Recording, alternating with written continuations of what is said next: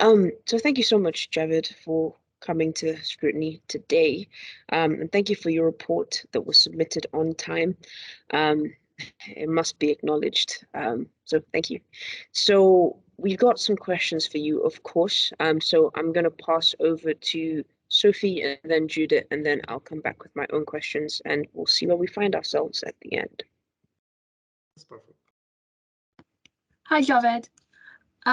So I have two questions for you today.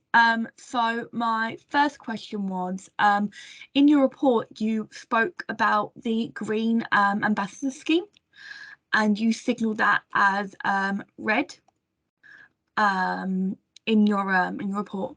So I just wanted to hear more about that and how and just what's been happening with it. Yes, so I plan to start the Green Ambassador scheme, but basically to raise awareness around sustainability and make University of Greenwich more green. I myself work as a Green Ambassador last year, so I thought that will be really helpful.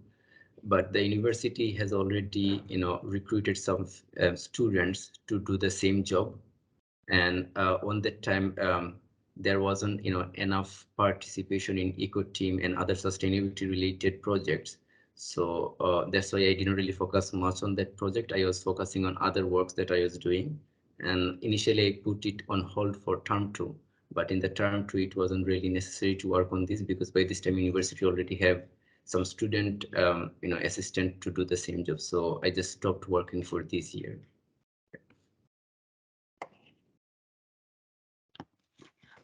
Thank you. And would you say, obviously, this is quite an important subject for you, as you said, a Green Ambassador last year. Would you say this is something that you're going to be looking forward to next year as one of our carrying on over officers? Yeah, so next year, two things basically I'll be focused on in terms of sustainability. One will be the bicycle scheme, and second one will be the implementing the Green Ambassador schemes. Actually, my idea is to make university make a promise that they will continue, recruiting Green Ambassadors or student just to raise awareness around sustainability. So this is the two main sustainability element of work that I'll do next year. Yeah. Okay, great. And just as a follow-up question to that, how would you go about in procuring the university into making them promise and implement the things that you want the ambassadors and any other schemes you would like for next year? So far I have really good working relationship with the head of sustainability at the university. So I think I can use my this relationship and ask him to expand the offer from the university side. And so this year the student ambassadors they have recruited, they're basically working with them, not with the students union. So if when I start working, I'll make sure that they communicate more with students union or they do this scheme in collaboration with students union, so we'll be aware of what's going on in terms of sustainability. And yeah, and to be honest, I don't see any barriers at the moment unless there's something comes up later.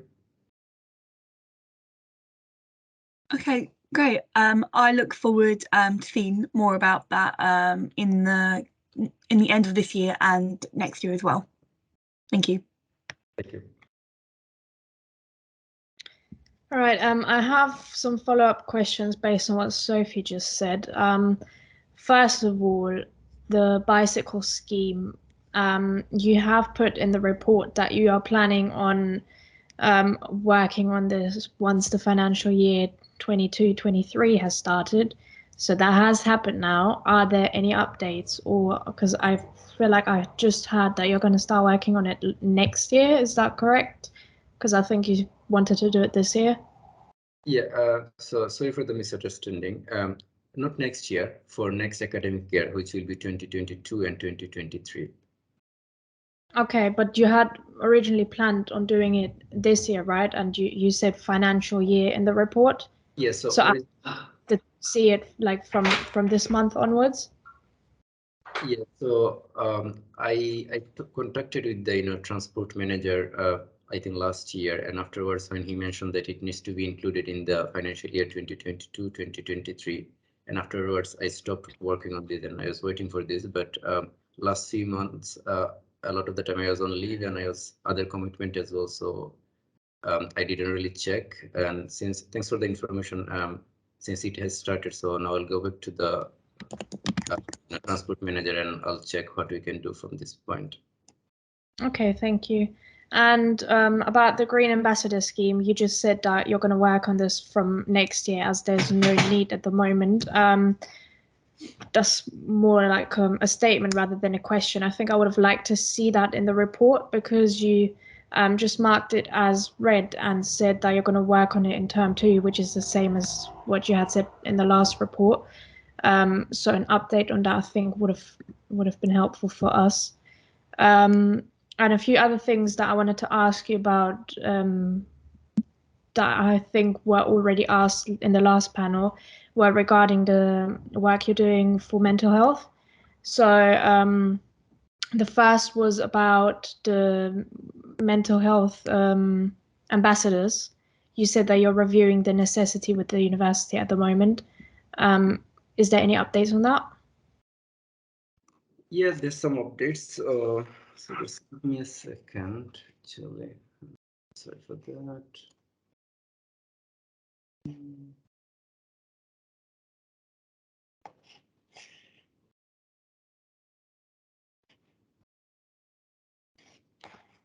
Yes, so I contacted one of the well-being manager regarding all the issues. So what she informed regarding the student well-being services, they have now 4 teams, and each team, one of the student well-being team, they have 4 student coordinator over there. For dyslexia and disability team, they again have 4 coordinators. For mental health and well-being, they have 6 coordinators, and for counseling, they have 3 coordinators. And they also have START, which is led by Dr. Milani Thorpe and a lot of student ambassadors also. Currently, they have more than enough to do the works that I wanted to do by the mental health ambassadors. And I asked, how it is going? They said it's going great. They don't think that there will be any necessary for additional mental health ambassadors at this point. And regarding the interactive online resources, they have already made some improvement on the websites. They put lots of new resources and updated the old resources as well. And regarding the live chat, so they are saying that since it's mental health and well-being service, kind of advice service, and there's a lot of confidential stuff as well, and obviously they need more like expert people in this area, and not all the time students can do all these works. So right now they have enough counselors. Previously they had 2 counselors, but at the moment they have 4 counselors and who are doing this job. And but still they offered me to meet with them if I think, or if the students think they will be still benefited by a live chat, they can work on this. Okay, amazing. That's great to hear that it's going so well with the ambassadors. And you also already answered my question about the interactive online resources. I just had one more question about the counselors. I know you just said there's 4 now, which obviously is an improvement from 2. But are you planning on expanding that in any way? Just because personally, I know, I feel like it's not really a sufficient number given the increase in anxiety and depression since COVID. So I know that there's a lot of people that reach out but have to wait very long to get the help that they need. So are you planning on doing anything about that anytime soon, or next year even? To be honest, I don't have any plan to increasing mental health ambassadors. So when I went to them last time, so they said, to clarify, I meant the counselors, not the ambassadors. Okay, sorry. So regarding the counselors, at the moment I don't have any plan, but if there's a necessity from the students, and obviously I'm happy to work on this, but at the moment I don't have any more plan. Okay, thank you. That's all the questions I had. I'm looking forward to seeing how you continue with this work, especially also next year. Thank you.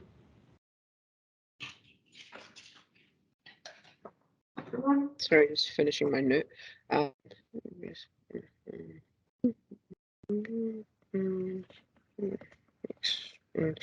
Yeah, I was thinking about your jump from 2 to 4, which is, I mean, it seems like a small jump, but if you look at the maths, that's 100% increase, so that is something. Okay, cool, wonderful. So, I suppose my first question is going to be about societies, because you've done a lot of work with societies since we last spoke. So, okay, first of all, a society development fund, have societies actually been engaging with that? And is it on track to be fully used this year? Is there anything else that you're going to do to get them to engage with actually making use of those resources? The society fund, a lot of the amount are still untouched. There are only few applications from the society, but it was communicated with the societies from time to time, from the staff side, from the who is our societies coordinator. She is contacting the students. Even I think he was in one of the networking events with the group leaders. We have asked the societies to apply for it on the time as well, but still we haven't received much application, to be honest. And some of the application we received which is not really justifiable. So obviously, just because we are receiving application, you can't give money if it's not justifiable. So yeah, this is something I'm concerned as well. And I'm not really sure how can I influence group leaders or societies to take the monies. They should just apply. We have money. But anyway, if you have any suggestion on how we can influence, I'm happy to work on this. Okay. Yeah, that's what I thought, because obviously there's only so much you can do from your side. So if most of that money is kind of left over, what's next academic year looking like? Are societies still going to have access to that kind of funding? Or is there something you want to try differently for next year? Or are we... There we go. That's the question. As far as I know, if this amount is not being used, it will go back to the university again, or from the source it came from. But still, I need to check with the staff regarding this, because I don't have much information on this. And for next year, I'm thinking to meet all the society leaders after the election has finished. So on that time, probably I can talk with all the informations, and I'll see if they're interested to apply for the funding for the next academic year. Okay, cool. Okay, so you've recently come back from the NUS conference. And of course, you have a big year ahead of you from September. You'll be walking into that presidency. So what were any key highlights or anything that you took from that conference that you think is going to impact your work going from September onwards? Yeah, NUS conference was actually a really great experience, to be honest, because there was people, a lot of the student union officer was there from across the country, and also a lot, obviously, NUS delegates was over there, and some of the officers are doing really amazing in their respective students union. Some of them doing different works, which is not the same as ours as well. So yeah, to be honest, I had lots of conversation with all the officers, and I got really inspired by doing this. And to be honest, I just made a good connection, and probably I can continue this and explore, or compare what things we haven't done yet in our SU for next year, and then I'll start working from this. And apart from this, I actually was working on another issue on the conference. So one of I think you are aware of the society's showdown. So this is the first time we did society's showdown, which is like not exactly equivalent to varsity, but kind of similar to varsity. So my main reason was every year we do varsity, and varsity is more focused on sports side, not society side. And a lot of the side, even if you're a member of sports team, you don't really get the opportunity to play in the varsity, because it's really competitive, and you need to be like best in the club or best in the area, and which doesn't include everyone, especially people who has like limitations. they can't really get into this kind of competition. So I was thinking like, how can I change it, or how can I include people who generally don't get the chance to be part of this kind of events or activities. And then we did the society showdown, which is it's not competitive. It's like all the societies has got the chance to participate, and even whoever participated, all of them have received the medals and certificate. It was like more friendly, environmental friendly fund type. So my society partner from London Metropolitan University was over there as well. So I was like actually making more plan or progressing on the work over there. So it was just before the society showdown. So this is the second thing I did over there. Yeah. And obviously we elected our national president as well, and really looking forward to see what she does for UK students, and also how we can from the Greenwich Students Union can get involved with the projects that she will be doing in the next coming year. Okay, great, brilliant. And you actually answered what my next question was going to be, which was about Society Showdown. Okay, cool. So then I suppose, no, okay, I have one more question to ask you. So of course there's been this issue with international students and resits, and visas. And I know working with international students was something that was quite a big priority for you this year. So from your perspective, what's been done? What main challenges have you faced? And do you think that you're going to get the outcome that you want? So this work is still actually on progress. So what happened few weeks earlier, some of the students from Medway campus, especially master students, so they reached out to us, all the officers and the advice team, that their visa will be expired in 1 month time, but they have to sit for receipt. I mean, their receipt date is afterwards.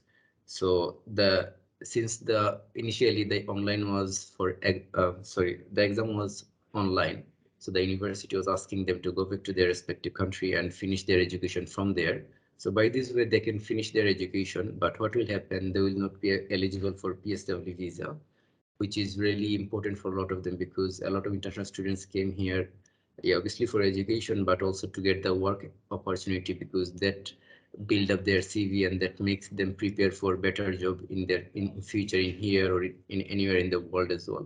So it was really upsetting for them, and obviously since they're losing one of their biggest opportunity, and you know that a lot of the international students, they sell their properties, their belongings to come to here to finish their education and get this opportunity. And if all of a sudden they have to go back without anything, it will be really devastating for them and their families. So from our position, we tried our best to, work on this. We tried to, we made more communication with the university, senior management, with PBC, and the other relevant body as well. So it wasn't only me who was working in this. Neela has worked, I think, more than me, and Zoe was working a lot with the students as well. Atika, to some extent, I think she also communicated with the students regarding the issue.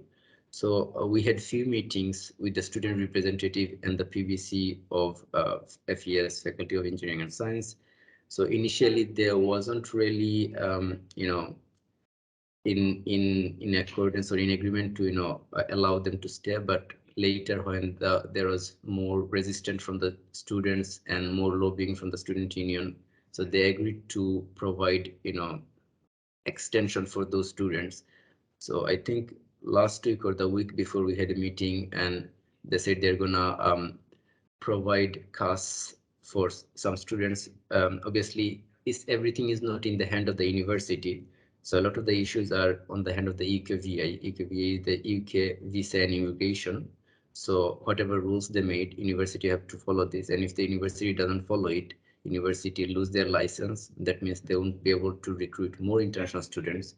And obviously, this is what we don't want to have. So anyway, so the university found a way they can provide some face-to-face modules, which will enable the university to provide CAS letter for those students, and they can get their visa extended as well. So they will get they will have the opportunity to get the PSW visa.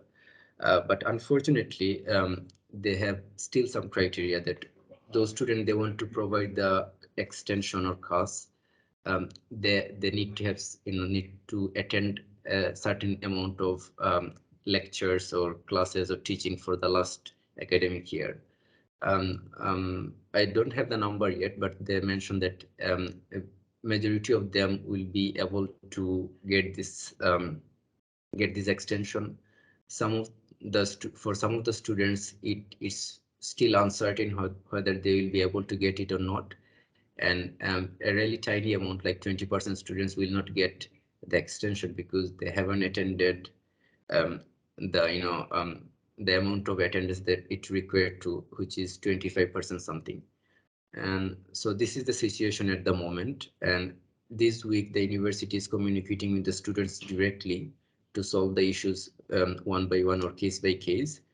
And but still a lot of the students are still upset because obviously a lot of the students are still getting rejection of these, and or they're not getting the opportunity.